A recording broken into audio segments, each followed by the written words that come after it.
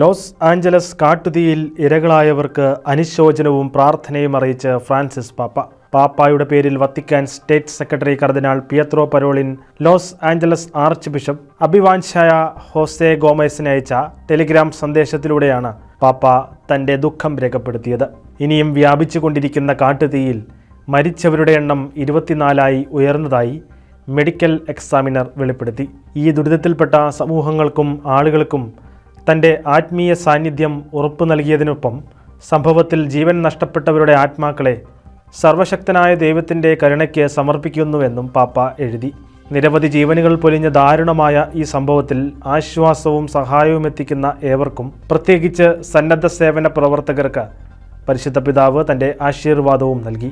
16 പേരെ കാണാതായതായി അധികൃതർ വെളിപ്പെടുത്തിയതിന് പിന്നാലെയാണ് മരണസംഖ്യ പുറത്തുവിട്ടത്. കൂടാതെ വരും ദിനങ്ങളിൽ സ്ഥിതി കൂടുതൽ വഷളാകുമെന്ന മുന്നറിയിപ്പും അധികൃതർ നൽകുന്നുണ്ട്. ഈ ദുരിതത്തിൽ ആയിരക്കണക്കിന് ആളുകൾ ഭവനരഹിതരായി. 12,000-ഓളം കെട്ടിടങ്ങൾ അഗ്നിക്കിരയായി. ഇവയിൽ ഒരു കത്തോലിക്ക ദേവാലയവും ഒരു മോസ്കും സിനഗോഗും 10-ലധികം പ്രൊട്ടസ്റ്റന്റ് ദേവാലയങ്ങളും ഉൾപ്പെടും.